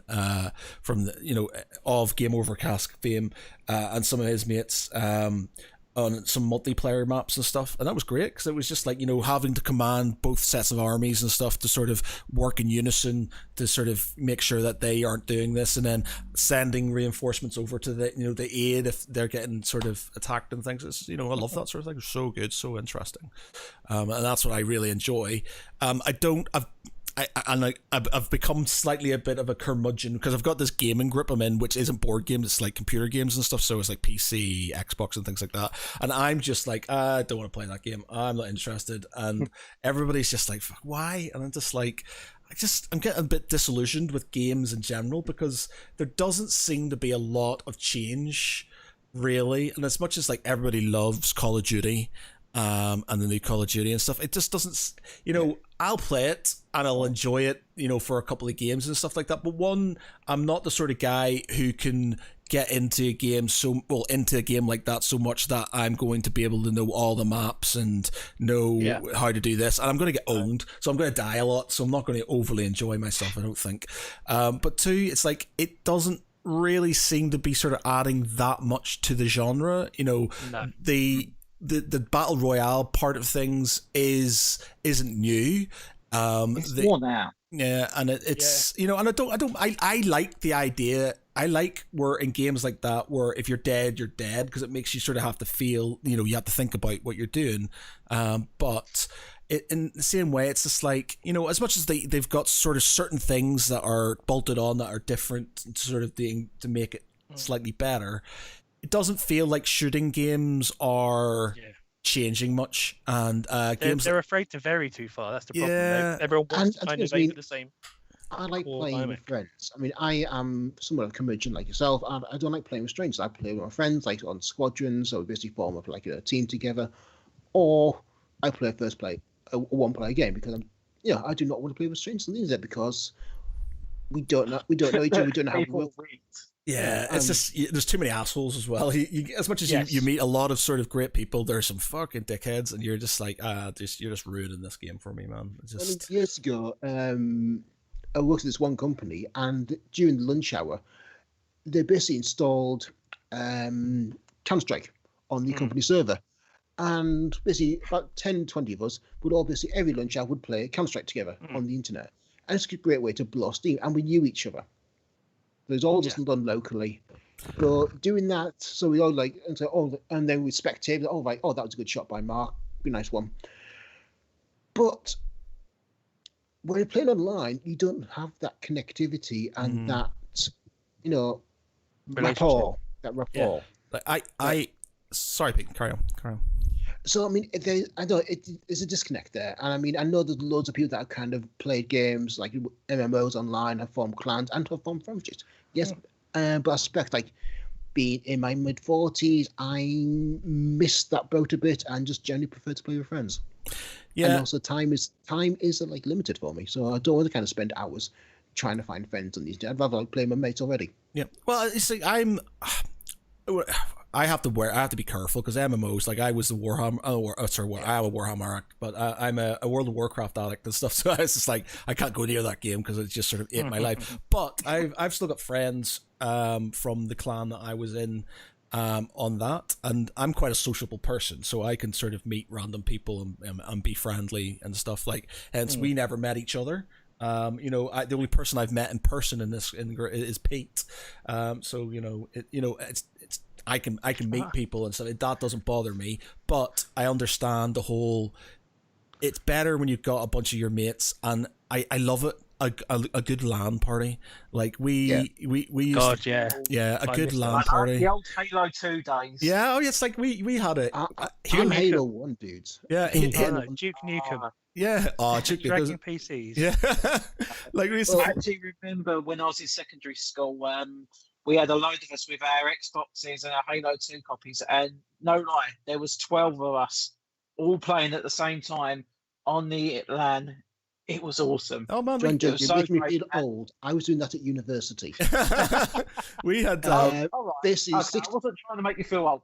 Well, you were, trust me. But no, we did like the 16 of us, 4 Xboxes, 4 TVs, and then to be sat in a mate's house and just basically all trying to blast each other on Halo. And that was an absolute blast because, again, we were friends, we knew each other, it was all rapport there, and just had a blast. But doing that online, you don't know who it's a very difficult. It's a very different. And even when you're sort of playing your friends online, it doesn't have that same sort of like, you know, we used to have a Halo Championship every year. We would get 4 TVs, we would get 4 Xboxes. You know, people would bring their own TVs. We would get loads of food. We'd have a spreadsheet for like who was winning and how many games had been won. So I even built a trophy, you know, with like a skull on it and things like this. And it was awesome because you just sort of like, you'd have like loads of people in different rooms of the house, and you would just sort of, or the flat that we were in, and like people were just sort of playing, and it was great because you were just, you know, when you won, you could walk into the room and like just go loser, and then just sort of like, you know, and it's just, you know, so much fun. Yeah, just I think the social side of the thing is not to be sniffed at, and I think that's what upset a lot of people about the latest Halo, not Infinite, but Halo 5.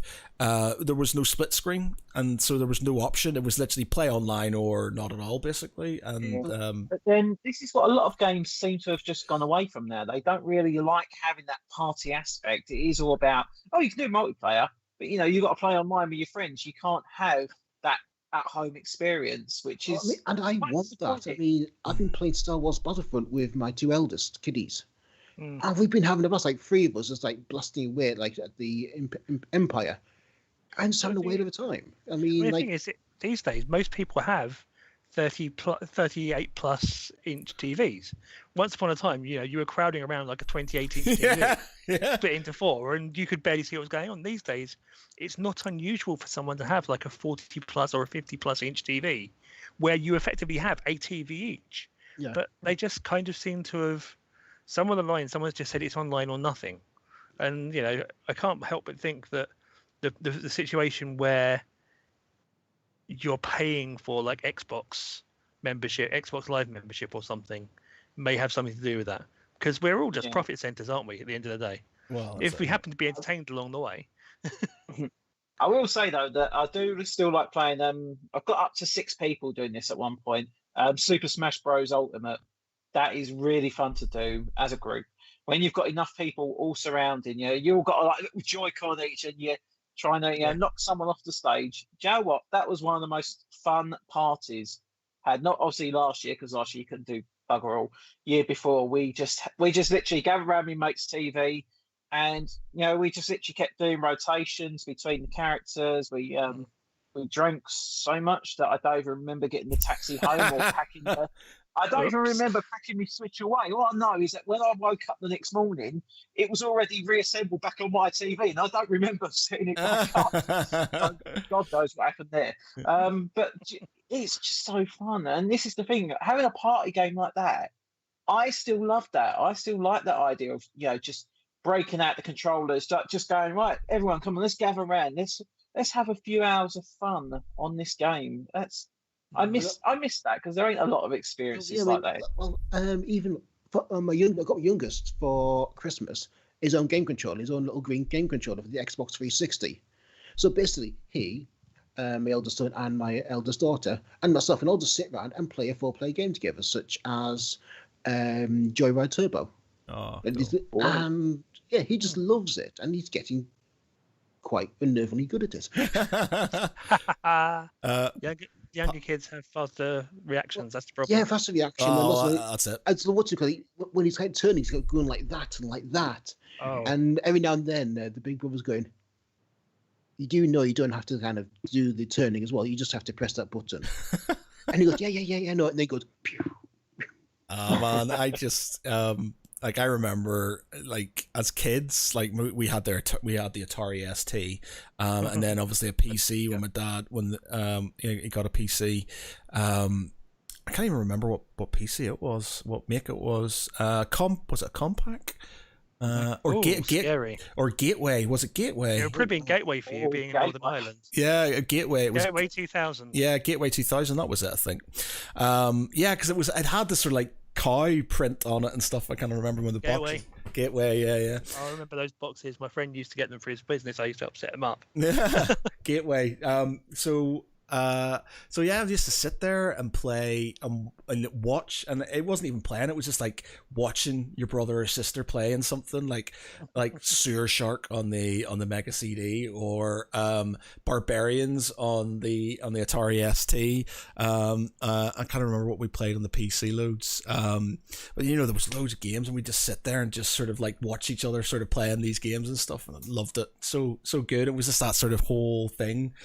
And it doesn't seem to be the same, you know, these days. We've got Twitch now where you can watch people online playing games, and it's just not the same when you kind of compared to watching your mate or your brother or sister playing a game. I mean, my three will happily watch each other play a game like Beyond Good and Evil, but they wouldn't do that with Twitch or YouTube because they don't have that connection. Yeah. And they can't like kind of yell at each other, do that. No, you got the wrong way, you got the right. Left. No, my left, your right.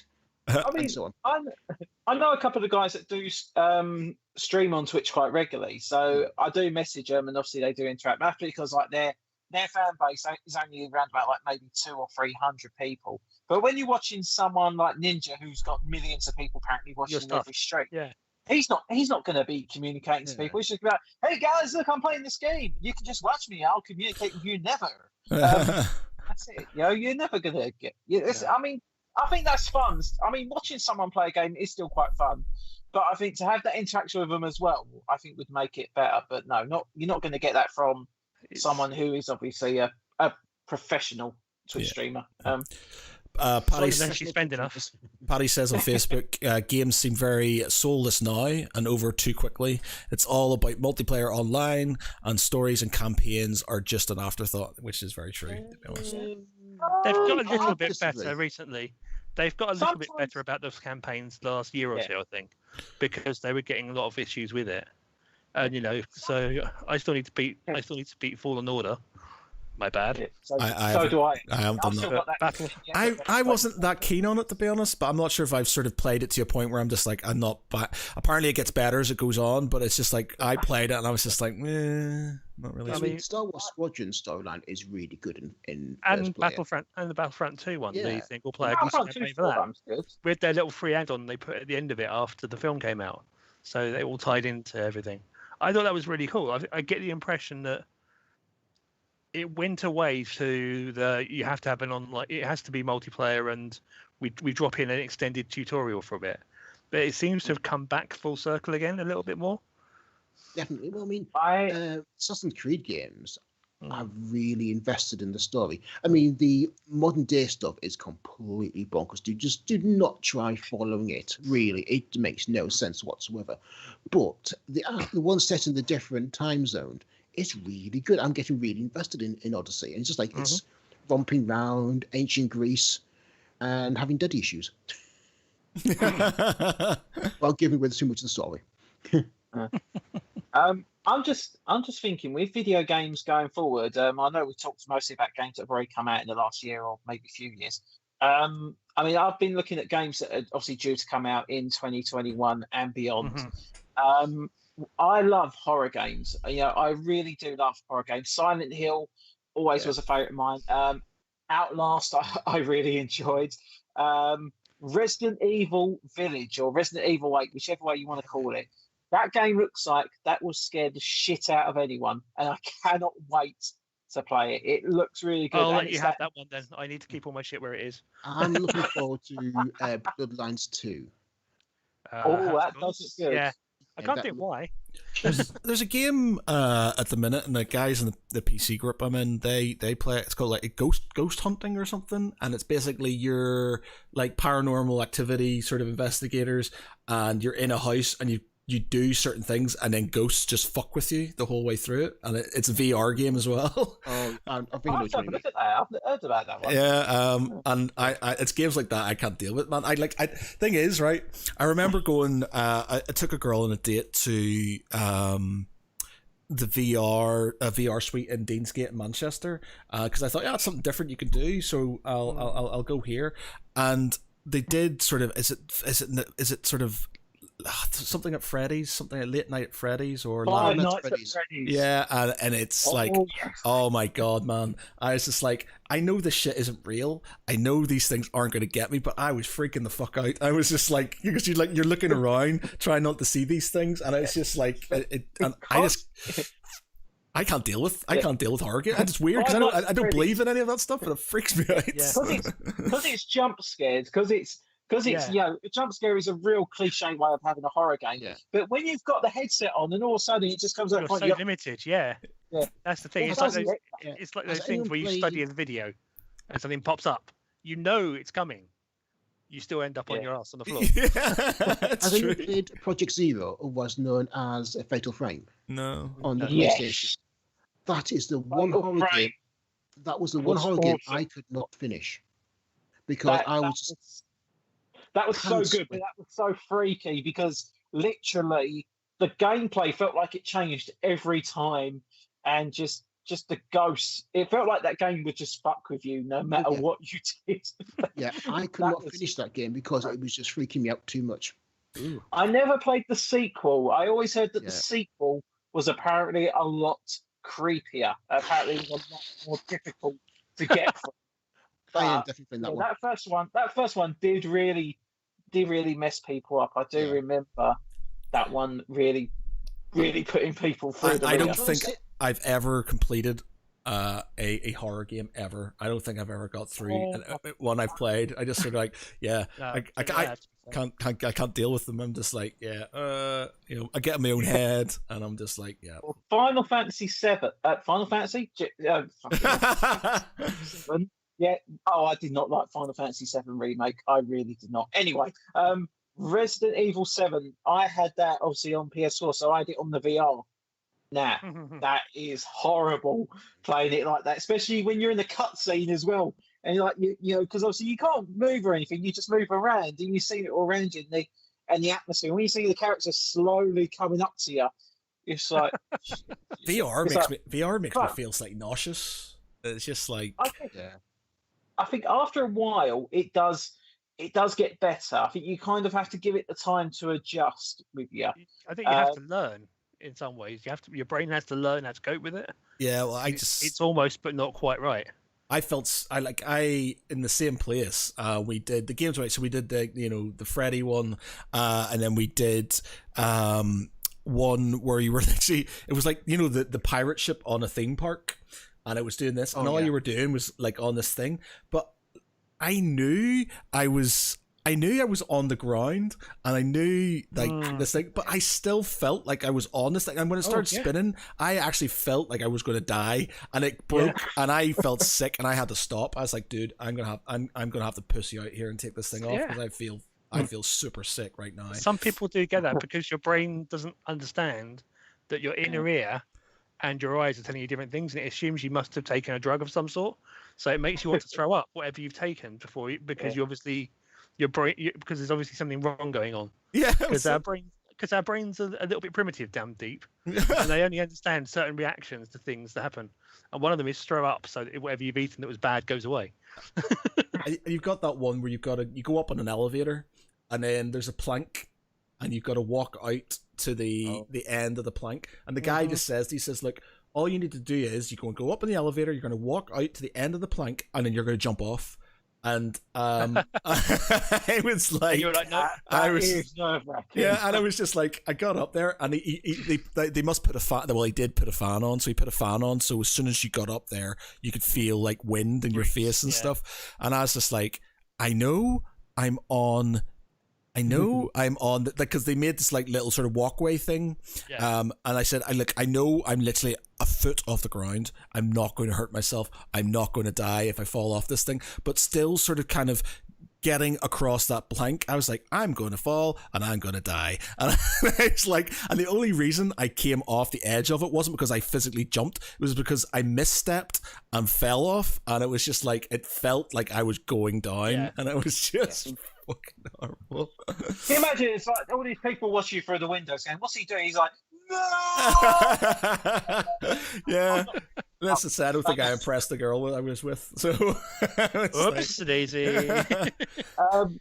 Obviously, I know. Obviously, looking at the time, we have been on for a while. I think we do need to talk a little bit about TV as well from 2020. Mandalorian. Uh-huh. That was so good. Yeah, Yes. definitely. That's I been was a real watching that treat. with my kiddies, and they were literally bouncing up and down in the final quarter of that last episode. Oh wait! But Before we say it's- anything, it's- wait. Before we say anything, we'll do some spoiler warnings. If you haven't seen The Mandalorian, or you haven't seen the recent series, or you haven't definitely watched the last episode, then stop listening now because there's going to be some super spoilers happening right now. Yeah. And continue, Pete. Right, and they were bouncing up and going, "It's the hand! It's the hand! It's the other hand! It's the other hand! It's a green lightsaber! It's a green lightsaber!" Yeah. And I was doing just the same, going, "It is! It is! It Yep. is!" Oh god, yeah. And It's I mean, just the it one can- X-wing. Yeah, One man. X. As soon as that X-wing Before came the in, I was X-Wing, just like, that had to be it. it's going to happen. Yeah, This basically shit's going, going is down. it- But I mean, the whole series had those little fan service moments. You know, Boba Fett coming back and Yeah. Ahsoka Tano. You know, Yeah, that was Yeah. that, And and Bo-Katan. and it's going to be a Yeah. 3-season series just based on that performance. Which, yeah, I can see that it was spot Yeah. on. but I mean, looking at the other property, what's everyone's thoughts on Discovery? Anyone been watching that? I Oh, yeah. watched the first episode and then didn't carry on watching. Oh, you I should do, have man. It gets better. enjoyed- Yeah. I have been enjoying it. Yeah. I tried watching it, Mhm. but I come from a kung fu cinema background, and what they did with Michelle Yeoh being decked with one punch is just like, nope. Oh, No, Nope. you need to stick with it. You need to stick with it and work It's your way through. Michelle Yeoh. So I watched the first but two dude, like- series and they were really good. It's just the third series I watched one episode and I was just like, it didn't feel the same vibe as the other ones. It gets better. Yeah. The I first did episode's a enjoy bit Picard. strict, I will say that. but Michelle Yeoh is better. Good. Gets served better, and Mhm. obviously she's now got the Section 31 series in development. Oh, nice. Obviously, not necessarily guaranteed everyone's seen it, but it's coming to Amazon Prime shortly. And did anyone watch Lower Decks? Oh no. What's it? I only watched one episode. I cannot it? wait for that to actually come on. I would heartily recommend it. I really would. If especially the last episode, the finale, which if you haven't seen it, I'm not going to say anymore. But in a future podcast, when you have watched it, I recommend binging it. And that last one is such a payoff in so many ways. There are obvious things which people will talk about, but there's lots of little details all the way through. It really does. Everyone thought it was just going to be a silly cartoon, but it's real fan service all the way through. There's so many little details and references that are so true. And all those times where they've done like the mad science experiment, everyone's like, "Why do you keep doing that?" They actually take the piss out of that in the series in a proper frame of reference for it. You know, it's just this idea. Have you watched Picard? Yes, of course. I enjoyed haven't watched it yet. I gotta watch enjoyed Oh, it, but man. I think they should have followed through with what it was implying towards the end. I think. Well, shall we spoil it? I'm gonna put my fingers in my ear. Don't 'cause I- spoil it for Matt. Okay then. Well, No, I think you can talk about it, and I'll just give me a thumbs up when you finished. Okay, basically, I'm going to say it now. I think they should have killed Picard. I can see why they didn't. I can see why they did what they did, but I think It would have been better for it. I think. that there are strong arguments for it to have gone with it. But on the other hand, I'm not going to argue about the chance to get to see a bit more Patrick Stewart for a Yeah, while. I think it would have been. I think the only reason they didn't make it like that is because they sell it more as a series with potential future than a limited series. That's Yeah. the only Again, reason they could have done the story of like, no, this is the legacy of that has been left by Jean-Luc Picard. Like, it could be like, no, about the USS Picard that. The thing is, they may still do that at the end of series 2. Oh, I hope. Remember, I the whole really hope point so. was that his simulated body has got the same effective lifespan. Yeah. Naturally. Basically, they have Professor Exton. Yeah. In a way. But yeah, so I mean, it will be interesting how they do, and it will be interesting to see who else they bring in. Obviously, with the I hope news they that they keep push. Michelle Hurd in as Raffi because she was just. Oh, brilliant. definitely outstanding. But I mean, obviously, Jerry Ryan's confirmed they've pushed back the start of filming to February for the next part of the series 2 stuff. But obviously, there's going to be Series more 2 is fan gonna- service in there. Yeah. Well, apparently, because they've already been filming season 4 of Discovery, I've heard that Discovery might be on around about August time, and then Picard season 2 will be on after that. So Can I about join back in yet, by the way? December? Huh? No. Yeah. You said when Thumbs Up are coming.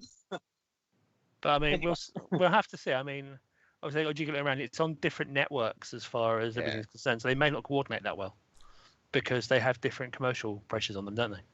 Absolutely. Should we let him back in, or should we make him we sit there better for a let him while? back in now. Okay. Yeah, triple thumbs up. Hey. Or triple thumbs up. Also, I've got to talk about a show that I almost forget that it was last year. The final episodes of BoJack Horseman. I Never love watched it, I must I say. love BoJack, but I didn't get the last series. I haven't watched it yet. Oh, the second to last episode, called Halfway Down, and BoJack has put in some real horrific, upsetting episodes, like ones that really do make you question. A cartoon show with animal hybrid humans should not make you feel so existential about your everyday life. It does. But there's this episode, if you watch one episode of this show, Halfway Down, it is so I've talked about a lot about traumatizing ones, ain't I, tonight? But it's one of these ones that really does make you question what you've seen in the show. It makes you question humanity as a whole, makes you question life, death, everything that comes before, everything that comes after. And it is just such a hard watch. It's one of them cartoons that for 23 minutes, you are on the edge of your seats. Normally you expect a cartoon to be like, very, very silly, very an adult cartoon. You expect it to be like joke a minute. You expect it to be some quite dark humor. But this was a turning point, and this was where it made me think, do you know what? Cartoons, they can be just for adults as much as they can for kids. And this shows that not only are adult cartoons still fantastic, but this is a new benchmark now. Forget what Family Guy try and set, forget what Rick and Morty try and do, forget The Simpsons. Most people have already. No, BoJack Horseman set a new standard, and I think that was just brilliant. Oh, and also Castlevania season 3 was bloody awesome. I can't wait for the next one of that. Did anyone watch Upload at all? No, I've seen the first couple. I wasn't really getting into it. I need to go back to it, I think. It's good. It was a bit of a grower, but it was good. It was. I mean, for me, it was Zainab Johnson as Alicia. She just absolutely. She was just so exuberant in that role, and there's so much on point humor. Because basically, it's all about like, what if you could download someone's mind and put them into a VR afterlife. But the power dynamic stuff was interesting as well. Exactly, yeah. And there's lots, really. And it was a comedy, but they make some really good points about the future we are hurtling towards. And there was nice little bits of mystery as well in between. Yeah. So. Although I will say that the final episode went from basically where before it was kind of like a comedy with mystery. It just flipped after the final episode and became a mystery with comedy. So that tonal shift was really what? But it still was worth watching, and the writing is very good. It ends on a fantastic note, with a lot of kind of teasers for the second sequel. But yeah, I think Zainab Johnson as Alicia was just brilliant. She was like the other handler, and she was just having an absolute ball and just like huge smile and just like messing with everyone. I've got a few more messages. Paddy says The Mandalorian was brilliant. I loved it. What a recovery from the especially shit films. Yeah, Mandalorian is just absolutely brilliant. Can't go wrong. It's like I was worried about the second series not being able to live up to first, but I think it exceeded it. So it's now got a very high bar for season 3 and stuff. So hopefully it'll be able to. Yeah, and where did it go? Yeah. We're going to get Boba Fett, aren't we, before season 3 of Mandalorian? Yeah. Oh yeah, the book. Yeah, the book Yeah, that'll be interesting to see if he is going to be sort of because he's not a good guy, is he? He's sort of like, he is a bounty hunter and stuff. Neither is he's an anti-hero. Din Djarin. Say that again? Neither is Din Djarin a good guy. He is a mercenary and a bounty hunter. He just goes there and gets the money and gets the job done. Yeah. It's only like Grogu that kind of mellowed him somewhat. So it'd be interesting to see how they kind of translate Boba Fett's character to this new book of Boba Fett. So I'm hopeful. Yeah. He also says, I didn't like Discovery. It's terrible. In my opinion, Star Trek is ruined. I like the first two seasons. I like the first two seasons. I just haven't had time to get into the third season, so I don't know. And finally, he says, I find Picard awful. I switched off on the fourth episode in a load of emo boring shit. Picard is totally quite different. Yeah, it's Next Generation. It's not an episodic TV series, is it? It's a movie broken up into like eight slices. So it feels odd at times because the pacing is broken up across the whole stretch. Some of the episodes feel really odd and unbalanced because they're part of the whole flow, which is part of why they probably should have released it in one go rather than weekly, because it did leave people feeling very odd because they couldn't place it properly. They were being given the book half a chapter at a time. Yeah. I finished. The Boys. Oh, The Boys. Yes. Yeah. Sorry, got to mention The Boys. Boys was really good. I watched Dread last night. That's on Netflix now, isn't it? Yeah, I watched Dread last night. Fantastic. Absolutely fantastic. I need to do that at some point, yeah.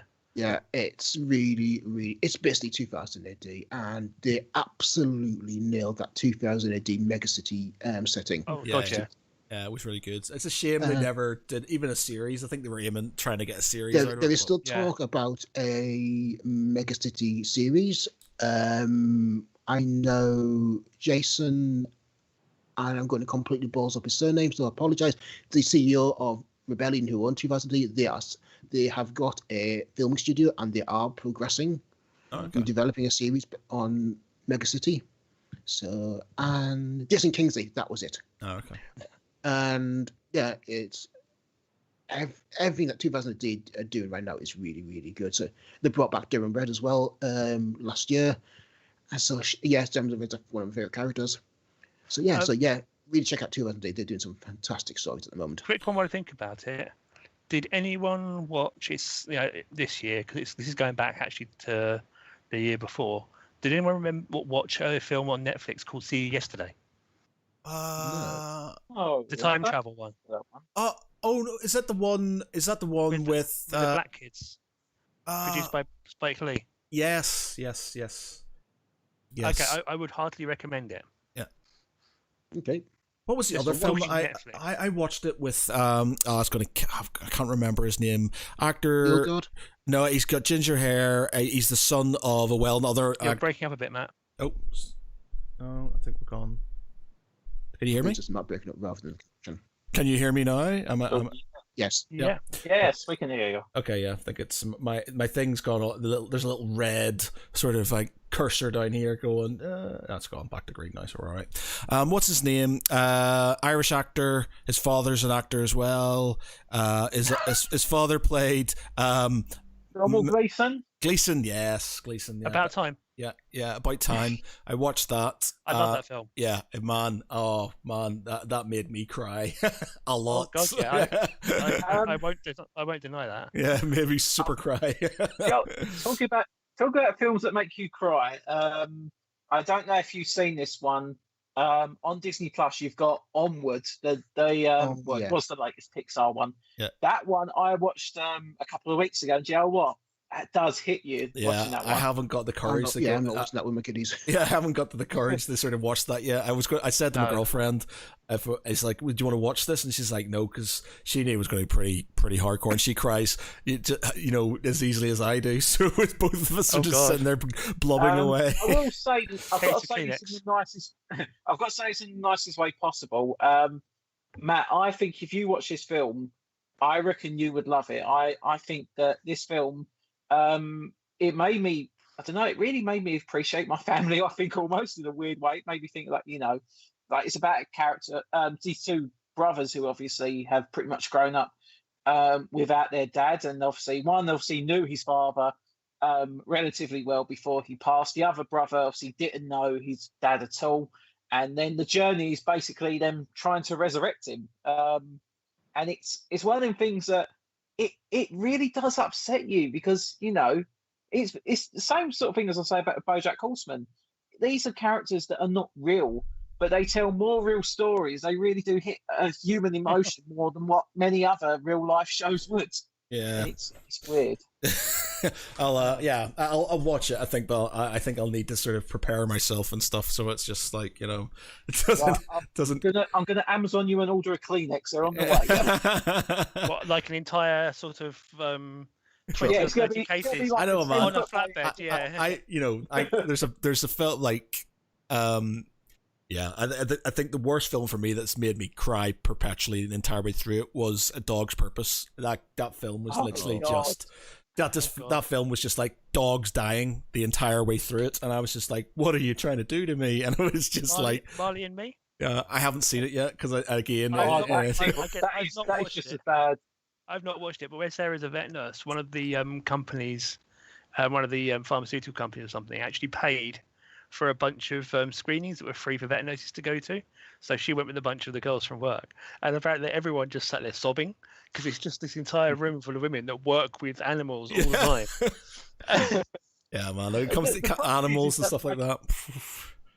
My girlfriend likes a lot of these films, especially like their ones based on true stories, and she does seem to pick the ones that are really upsetting. So, you know, she sits there, she seems to be all quite neutral, and I'm like, she goes to me, "You're right." Yeah, I'm fine. A little bit of something in my eye. Slicing onions It's again. horrible. Yeah, sorry, there was a bit of dust in my eye. Paddy says the final of Deep Space Nine makes him emotional every time. Oh, for me, it's that was the end of B5, the end of Sleeping in Light. I still can't watch that last sort of. Yeah, I can't watch that whole episode without blubbing, especially that last scene. There's quite a few points in that episode that really kind of catch me. Yeah. Like when they did match rotation, as well, and say goodbye to the station crew. That hits me, but that final one is just, ooh, ouch, yeah. So, at the dinner table, when they say goodbye to the people, when they're talking about the people that have gone over, that have already gone as well. Yeah, it's just that whole thing. I've watched it so many times over the last 20 or 30 years, and it still gets me every time. Yeah, people talking about it, and I get little prickles. Yeah. Well, one of the things Jim Straczynski said to the directors was, "Make me cry." Actually, and speaking of JMS, I've also picked up. Oh, there we go. Big reveal. So, I see. That's on my list. Becoming Superman by Jim Straczynski. That's on my list actually for my really Christmas good. Really good. It's basically a combination of Straczynski's autobiography and also sort of like a writing biography. Cool. So yeah, really looking forward to getting my teeth into that.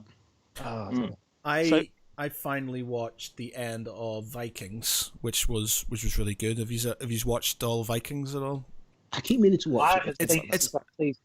It's underrated. I think it got overshadowed. But time. Yeah, it got overshadowed by Game of Thrones, I think. But you know, it's now over. There's more. I think they might move on to do Normans. I think they might do the Normans sort of thing. But it you know, historically questionable, but well, no, it is questionable, but it's just like, but it was really good, and you know, I think it ended, you know, I think a lot of series have a problem when they get to an end of something, but the way they were doing it, because they were killing characters off as they went along, it sort of felt like a natural flow to its end and stuff, whereas in other ones where you have like, you know, main characters, and you're like, well, where their arc's going to go and where they're going to do and blah blah blah. That's how Game of Thrones had a problem at the end, because they had too many characters that they were trying to deal with at the end. But in Vikings, because you know, people were dying and being murdered and stuff like that, it was a good sort of, they had a couple of them left, and it was good. You know, I really enjoyed it, and I kind of enjoyed it in ways more than I enjoyed Game of Thrones in some parts and stuff, especially towards the end, because you know. Did you feel less like screaming at the screen? What the fuck do you think we do? You know, there's even the history side of me. You know, I was just like, you know, I'll accept that this Viking horde aren't even forming shield walls anymore. They're just charging in one at a time and doing this and that and the other. But it's just like, you know, it was good show. It was a good show, and the acting was really good, and it was quite brutal in times. times, and as a spectacle and as something to sort of watch. It was really good, and I think it just got overshadowed by Game of Thrones. But yeah, definitely worth a watch. The problem is too many shows. They come in real big, real brash, and the problem is as good as a show can be in its beginning and its middle, it's so difficult to get a show that can also have an ending that matches up to its promise. I don't know. I think also is a problem with the network executives as well. I mean, so many good shows have been undone or at least crippled by that. I mean, Babylon 5's the classic one. Yeah. Then look at, for example, Chuck, that they had to fight tooth and nail to do a proper ending, and they got half a series to do it. And at least they had that. Yeah, I'll say one thing: Orphan Black was still consistently great. I'm still working through that slowly. I got into that this year, and I'm about the third or the fourth season, and I'm gradually working through it in bursts when I'm in the right mood. Yeah, and I'm really enjoying it, but I can see why everyone's been going on about it. Because it's one of those things where I didn't want to do it until I really got into it. Tatiana Maslany, I think, is one of the best actresses. Yeah, She-Hulk, you mean? In the last decade, she. It's not just that, but it's just how comfortable she slips into every character as well. Even like some episodes, maybe playing like 5 or 6 characters. It's amazing just to see someone be able to snap. Is it to have an argument with 3 of yourself? Yeah. Yeah. One of my favourite scenes was when she was playing 5 different versions of herself. And all dancing slightly differently. Yeah. Like one was like dancing all ravey, another was kind of dancing heavy metal, another kind of dancing all hippie, another was kind of very entitled, and it all told you insights into the characters by the way they danced, and the fact they kind of combined all those kind of shots together into one seamless scene. It just blew me away how they achieved that level of technical aptitude. Oh dear. And then maintain that level of writing right through to the end. Yeah. Another non-geek one for this year. Did anyone watch Sex Education? Oh yes, that was really good. I enjoyed that. Yeah, I tried. I've never seen it. I still haven't got around to that. You should. It's not necessarily what people think it is going in, but the cast and the writing is spot on.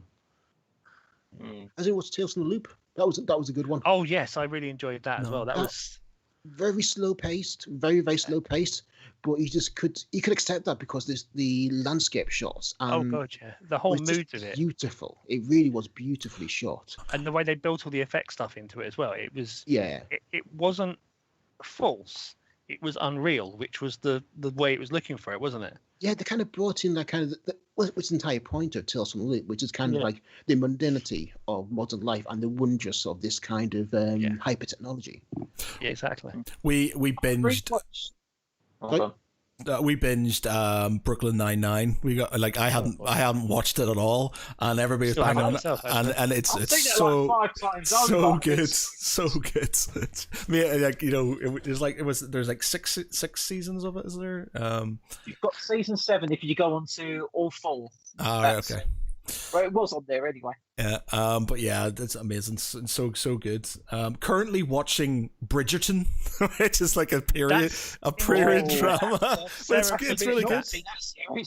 Yeah, Sarah binged that at Christmas, so I dipped in and out of it as I was wandering backwards and forwards and doing other things. It's interesting. Yeah, it's quite intense in places. Yeah, stylized sort of like 19th century costume drama with a bit of sort of modern twist to it and stuff.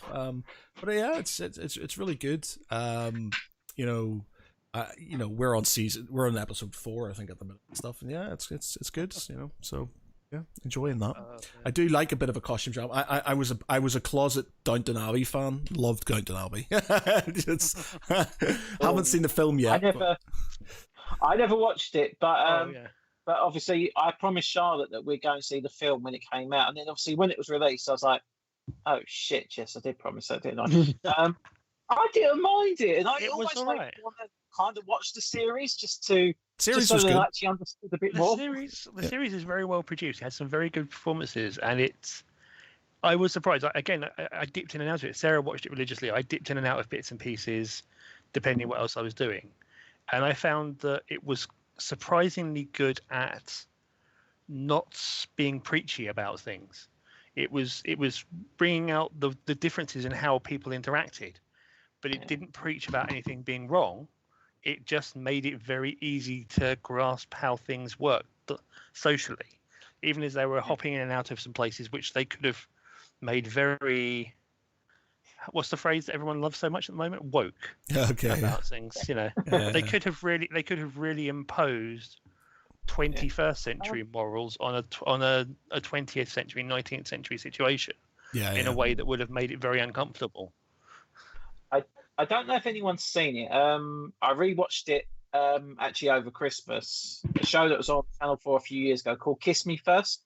Yes. And it was, and do you know what? I absolutely love that show, and I'm still pissed off that they haven't made a season 2 of it, because I thought there was a lot of promise to it. I thought there was so much that they could do. It's a very interesting way of looking at things like that, which is more relevant this year as well. It came out the exact same time as Ready Player One, and so many people thought it was a Ready Player One ripoff because of the virtual reality. And I was like, no, just watch it. It was just very watch the different. show. It's so deep and so dark, and it was just such a great drama, all in all. And it was just like just the mysteries behind it, the like the apparent like spite of suicides, the just the intrigue, just everything about it just screamed to me. This was a show that had more going for it than most people would have let on for it, and people don't always feel comfortable with it. That's the thing, isn't it? And I rewatched it because I was like, do you know what? I'm going to sit through it again. I know it's going to probably never get season 2, but I thought let's just relive what I enjoyed about it in the first place. And them 6 episodes go by so quickly. It's incredible. Yeah, definitely. Right.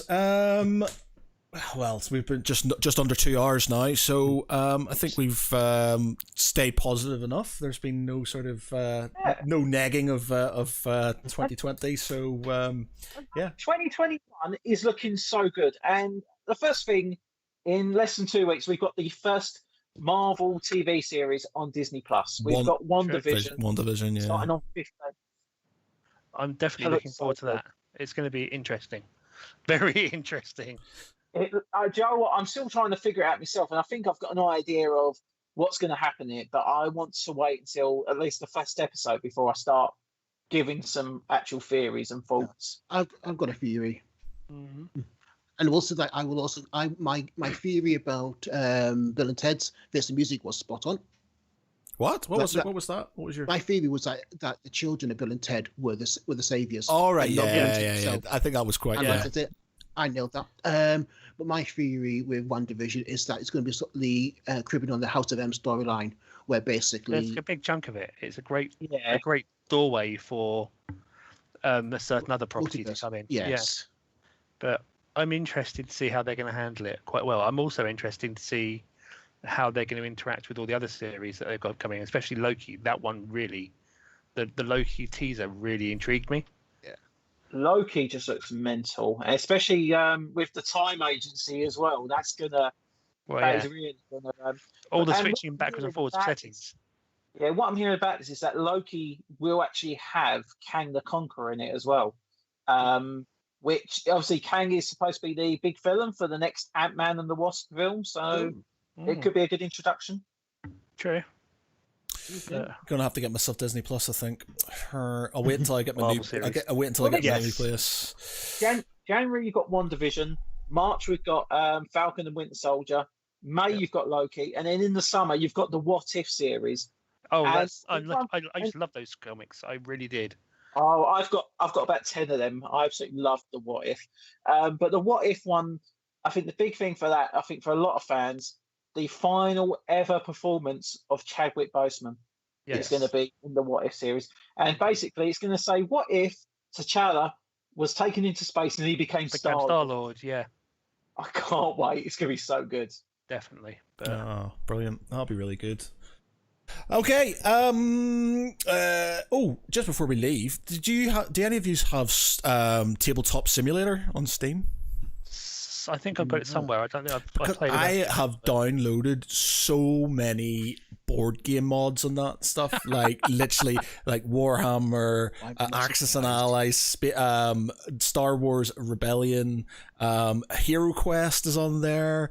I've got so many board games on there, so I'm thinking I might try and organize a remote board game sort of week, sort of night or something, so we can play a board game if people have it. I will have a look into it, but at the moment, I was going through my receipts of the last year for the Nintendo eShop, and I'm thinking, Oh boy. yeah, I need to stop spending. Well, start. I mean, what's it called? Tabletop Simulator is about 12 quid, 13 quid or something. I think It's often cheaper than that if you get it in one of the sales that yeah, Steam has every month or so. and the mods are all free. It's just people go in and make them and stuff. You can buy DLC for it, but you might as well just get the mods and stuff. There's loads of them. A lot of it, because obviously the 40k tournament scene is on its ass at the minute because of the restrictions. So a lot of them are playing across Tabletop Simulator. You can play like X-Wing and stuff. Yeah, I need to find some X-Wing Armadas on there and things. So I might have a look. I might have a look into that actually. If obviously when D&D doesn't take up the time, and we're going to be back into the second half of the battle on Thursday, which I'm looking forward to. Yeah, me too. So yes, okay. We'll leave it there, for just 2 hours now, so a good place to end it. So thanks to everybody who has been watching, and thanks to Paddy for all the comments, much appreciated, dude. For myself, I've been Matt Geary. With me tonight has been Jonjo Cosgrove. Take care, everyone. See you soon. Peter Ray Ellison. Stay safe, everyone, and look out for each other. And Mark Canty. Take care, everybody. Have a good one. Happy New Year, everybody. Happy New Year. Bye. Happy New Year.